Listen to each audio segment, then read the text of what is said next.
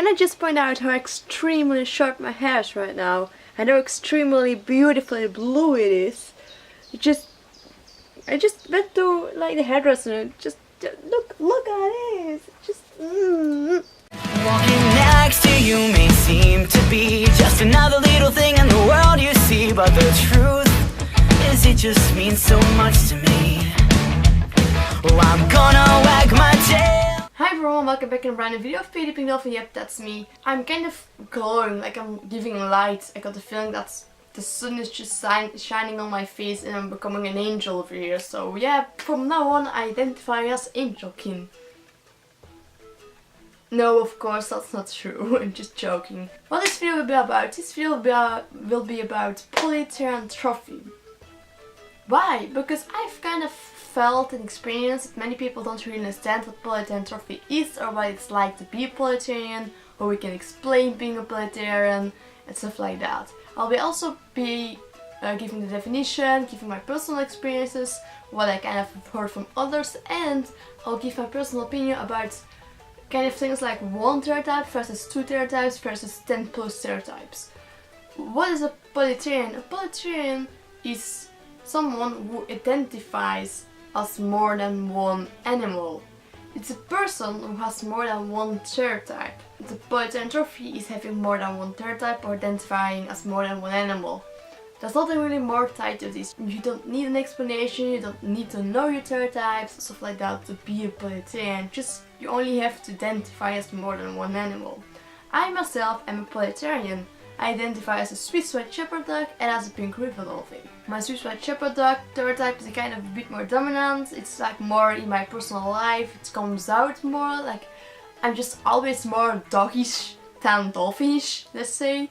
My dog stereotype, my human life, let's say, and my dolphin stereotype, I just as much all together me as they are separated. It's not that I am more dog than a dolphin, it's just a little bit more dominant in how I act and behave. It's kind of hard actually to explain, and by that I don't know if I can really help you a lot with this video, because everyone experiences polytherianthropy in their own way and in their own style, let's say. They have their own experiences, their own theories and explanations for it. I don't know all of them because everyone is individual who experiences it in a different way.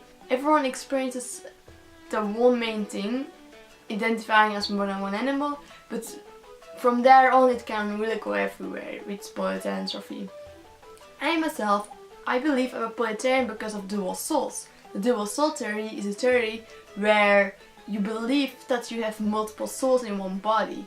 But I personally believe is that when something dies, the soul kind of goes on and gets into a new newborn animal which will give the standard basics of the animal. Let's say a lazy cat dies and a squirrel is born. The squirrel will have a new fresh-born squirrel soul who has no personality yet, no talents, no special aspects, but it will also have this cat soul which was lazy, so the squirrel will be lazy.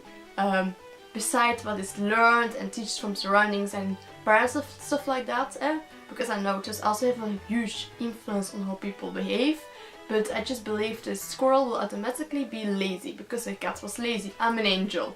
I'm very sorry about this. This is how I explain just things. I just believe that a soul never dies. So when the squirrel dies and there is a mice born, this mice will have both a squirrel soul and a cat soul and the mice soul. So that goes on and on and on. And after millions of years, I believe there are millions of souls in everyone, but because I kind of blend together in one big soul, and like older souls and newer souls and less important souls and like souls with less characteristics and less personality than others.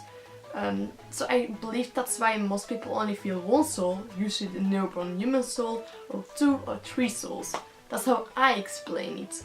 But I have thousands of souls in me, I don't have dozens of identities, I only have 2 and a human soul. Because I only feel those, the others I don't really feel, but I believe they're in me. That's how I explain my polytherianthropy. But people don't always believe in spiritual stuff like souls. They might say it's coping mechanisms or survival instinct, by example. A coping mechanism usually caused by trauma is basically an unconscious happening, like you don't choose begin creating this animal identity. You just have, for example, you're being bullied at school and you will unconsciously and by no choice you will be starting to make an animal identity, and it can happen that you have multiple identities over time and stuff like that. So there's also a way to explain it. There's just a lot of theories about it. I'm a polytherian. I identify as both a dog and a dolphin, but it's not that when I'm shifted in a dog that I don't believe I'm a dolphin anymore.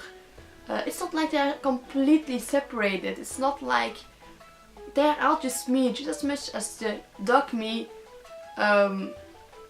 goes along with human me, and just as much as the dolphin me will go along with human me. Dog, dolphin and human, we're all just one whole. We're just how I am today's thing here. I'm dog, I'm dolphin, and I'm human.